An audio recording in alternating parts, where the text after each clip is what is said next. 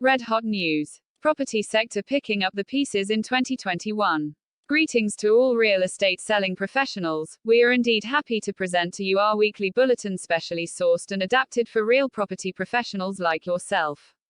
Okay, by the way, if you don't know me yet, my name is Madam Sophia, a virtual assistant to CTM Joseph NG, your sales and marketing e-coach and e-mentor. Yours truly will deliver this week's message. Without delay, here is the red-hot news. Kuala Lumpur, the property sector's recovery path remained uneven in 2021, albeit some green shots towards the fourth quarter with a marginal rebound in sales. But the issue of overhang and unsold units remained elevated, coupled with the rising cost of living that would put purchase plans on the back burner. According to the Real Estate and Housing Developers Association, the sector was not spared from the spiraling effect of various movement restriction to stem the spread of COVID-19 in the count. As the industry was about to gain momentum, the Full Movement Control Order (FMCO) that took effect on June 1, 2021 and lasted for more than 3 months worsened the situation. Many business operations including construction activities as well as sales galleries had to once again halt their operations, thus impeding growth for the sector and its players, it said. The current low overnight policy rate of 1.75% since July 7, 2020, and the home ownership campaign till year-end have helped shore up residential property sales, easing the overhang in the segment in the third quarter. However, the association said despite business picking up since the FMCO ended in October, the overall market sentiment remains subdued while optimism remains on the horizon.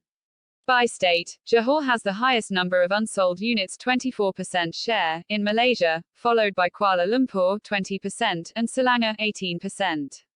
By property type, over two-thirds 73% of total unsold units are high-rise properties such as apartments, condominiums and serviced apartment. NAPIC also pointed out that based on its collective data, over 70% of the unsold properties in the country were above room 300,000, which is the normal benchmark for affordable housing, pointing to an overhang. This has led Bank Negara to warn that unsold properties in the country will remain elevated. Source The Star, the 11th of December 2021. By the way, are you happy with this week's bulletin? I hope you do. As for myself, it is very encouraging. You ask, why? It is these daring developers and other parties wants to stimulate the activities in the real estate markets. Although there are stumbling blocks to speedy recovery, yet there is a silver lining in the property's dark cloud in the Malaysia's housing market. True or not? You bet. PS, please give us a thumbs up. Also subscribe to our channel so you would not miss out any of our practical and useful video clips. We love your feedbacks to improve the quality of our weekly news bulletin. Alright. PPS, before we part company, may I introduce Madam Florence, another virtual assistant to CTM Joseph. She will deliver a free chapter of the book, How to Close Every Sale and Every Time. Until we meet again, this is Madam Sophia wishing you sayonara and happy selling. Thanks a million.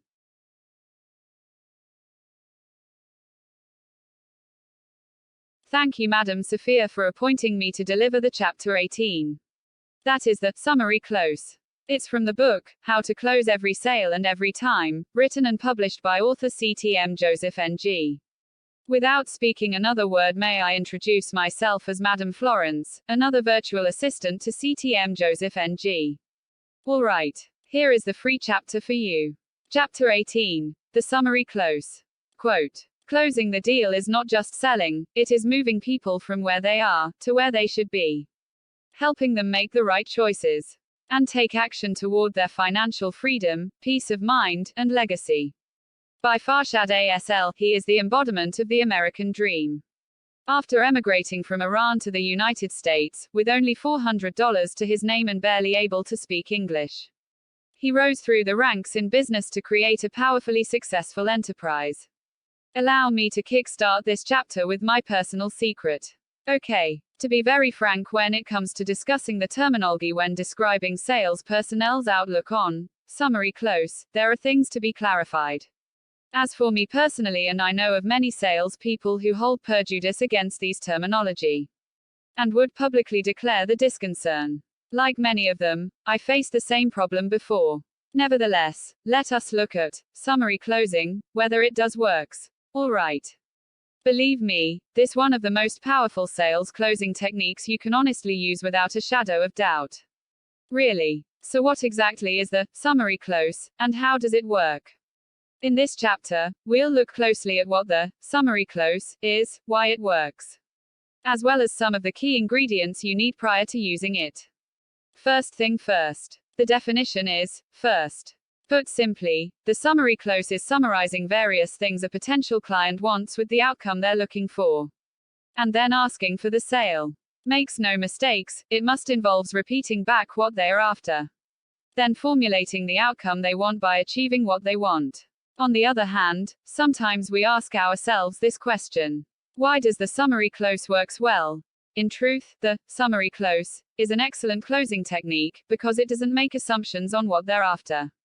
You just clearly narrate back what they're looking to achieve, and then present or prescribe how you'll help them get there. Once you've done this, you simply ask for the sale. It's as easy as that.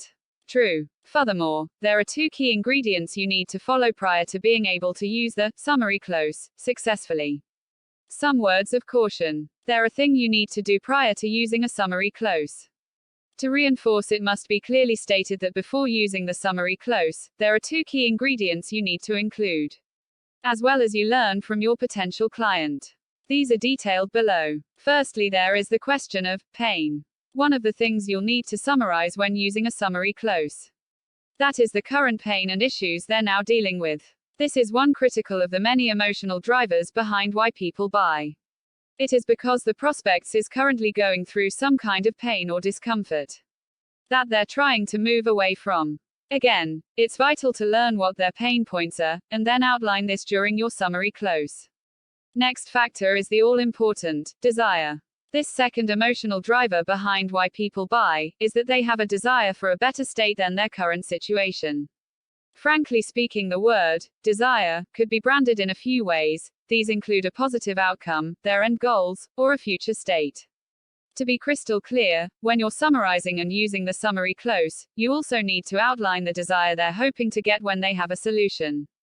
By the way, don't just focus on features and benefits. Additionally, one of the key errors people making when using the summary close is they just talk about the features and benefits of their product, assuming that is a summary close. Believe it or not, it isn't. The reason the word summary is in there is because you need to summarize the issues they're currently facing, the ideal solution, and end goal they'd like to get to. Then how you can help get them there with your product or service. For your info, people don't only buy features and benefits. More importantly, people buy what it will mean when they own a solution. Now that you know this, it's important when articulating the summary close. You expand on what it will mean when they have their pain points solved, as well as their end goal. Get my drift? Summary. Not to sound like a parrot, allow me to repeat some salient points. Any problem? Do remember the famous words of Farshad Asl, he is the embodiment of the American dream. Then do remember the evasive terminology when describing sales personnel and our views on summary closing. Also be aware for ourselves the summary close does work well or not. Further, we must take heed of the two key ingredients of pain and desire prior to using the summary close. Finally, people don't only buy features and benefits. Does this paragraph acts as an excellent reminder for you? A big yes, if you ask me. Conclusion. Therefore, to wrap up this chapter on the summary close, I am compelled to give you a friendly warning. You must all the more carve these words deeply in your mind. Trust me, having good fundamentals does help. But you still have to work hard for success. This summary close do not by themselves automatically make you a success.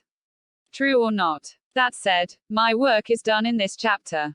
Thanks a million. Goodbye and hope to meet you in the next chapter. Yes. End of chapter 18. P.S. If you like this chapter and the ebook, you can always order this ebook by contacting the author personally, ctmjoseph@josephsing@gmail.com, or WhatsApp him at 601-2387-8592.